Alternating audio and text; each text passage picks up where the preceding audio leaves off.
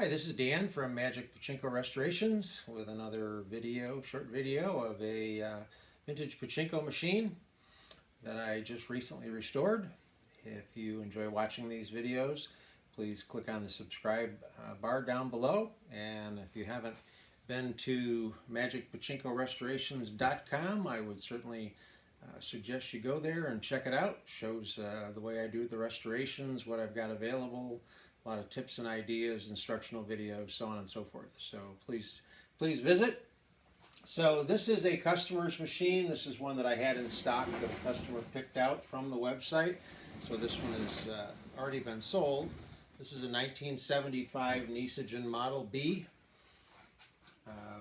It's got a big crab in the middle, so we call it the crab. So this has been a full restoration. Everything gets stripped off the machine, everything gets cleaned, everything gets put back on, including new artwork. This is the original artwork, it's just a new version of it. So it's a very pretty machine. The light up here is for the ball out, and the jackpot lights are over here. So with all of my restorations, again, everything comes off, the nails are all pulled out, tumbled to get nice and bright and shiny again, and then put back on, realigned to make sure that the balls pass through where they're supposed to, nothing gets hung up, so on and so forth. So the wood is all taken care of also. I sand all the wood down, polyurethane the wood, give it a couple of coats of polyurethane so it won't warp in the future. This customer is going to mount this machine into a wall cabinet, so there's no stabilization feet on it. Normally I do put the stabilization feet on, but the customer doesn't need it, so obviously they're not there. A couple of things. This machine was interesting in the sense that whoever owned it before did some work on it. Some of it good, some of it not so good. This was completely broken. The ashtray was gone. I put a new ashtray in. This little metal tab was missing. This is a completely different lock than was originally in the machine. Unfortunately, the key to it is lost, so it really didn't do us any good to put a different lock in it. A couple other things on the back. I'll show you the back. The jackpot, or not the jackpot, the seesaw cover was missing. The track cover was missing. I can print these with my 3D printer. I happen to have an extra one of these. The ball handling mechanism was bad. I ended up replacing it. I'm assuming it got broken at some point in time, and somebody tried to fix it. They were successful, but didn't do a good job, and I didn't like it, so I was fortunate that I had a replacement for it. So again, all the wood has been dealt with, polyurethane, sanded polyurethane, including the board, the frame, so on and so forth. I believe this was wired in. This looks like it actually came from the factory this way. There's an extra light down here because there's a red lens in the ball feed area, so when the ball out light goes on, so does this one. So with all my restorations, I include a 12-volt power supply. I redo all the wiring, check it, and include a 12-volt power supply. So when you plug the 12-volt power supply in, you notice that this light comes on. This is the ball out light. There's a big red lens out here, and then down here where the ball feed is, this one comes on, which is kind of a nice feature. I like this. Very few actually Nishijins have this feature, but it's kind of neat. This does have the double lights over here for the jackpot, and that's controlled here. When the jackpot goes on, these two lights light up. Okay, so when you get the machine and get it ready to play, a couple of things you need to look out for.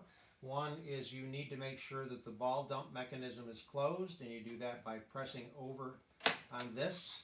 Actually, what I'm going to do is, oh, can't reach it. Okay, this will be color-coded red when you get the machine, so that you know these two need to be together.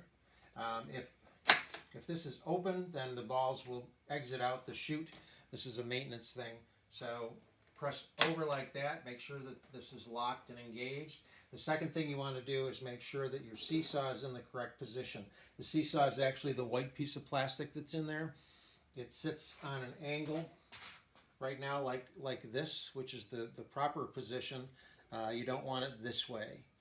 It's designed to tip, but you want it to be this way when you start. So to make sure that it's this way when you start, there's a little rod right here. You can push up on that rod, and it will push the seesaw up to the position that you want to be in. So seesaw up, ball dump latched. Those are the two things you want to do prior to anything else. So you can plug it in at this point. It doesn't matter if you plug it in or not. Power is not necessary for the machine to function. It just runs the lights. So if, for example, you bought 500 pachinko balls, you're going to put 450 of them right in this hopper. So I always tell my customers, start with just a handful.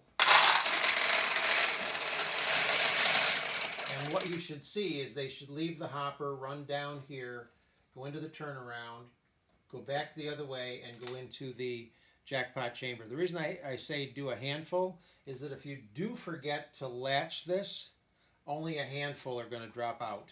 Where if you dump this whole thing in, they'll all come pouring out. So now that you know this is latched and they are going down into the jackpot chamber the correct way, you can go ahead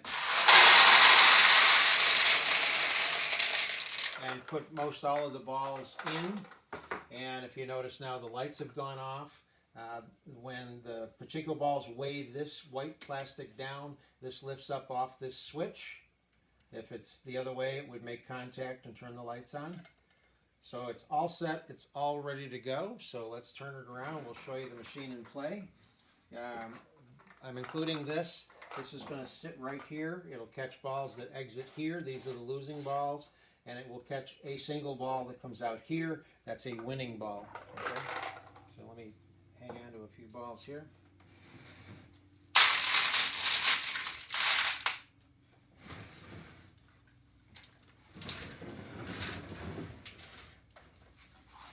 Okay, so now you're going to put some balls in there.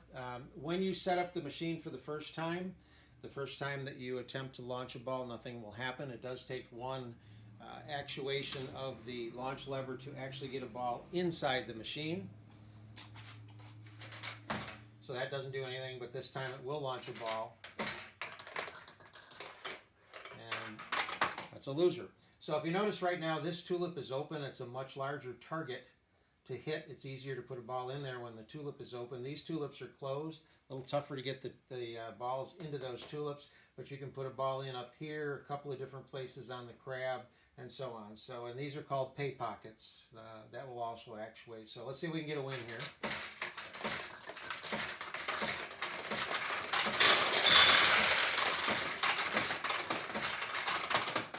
Okay, so we did get a win. You heard the noise that it makes. You hear the bell. The 14 balls that are the win hit a bell and come out into this tray, and the two lights come on right here. Now what I want to do is show you a couple of things here. If you put a ball right down through the center, it will go down through the crab all the way down through and open up the center jackpot. The crab has two claws that open and close. If you get a ball in on the right claw,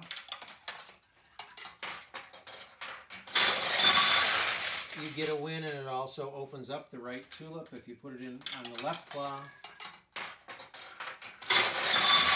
you get a win, and it opens up the left tulip. So now that the tulips are open, it's a much easier time to win.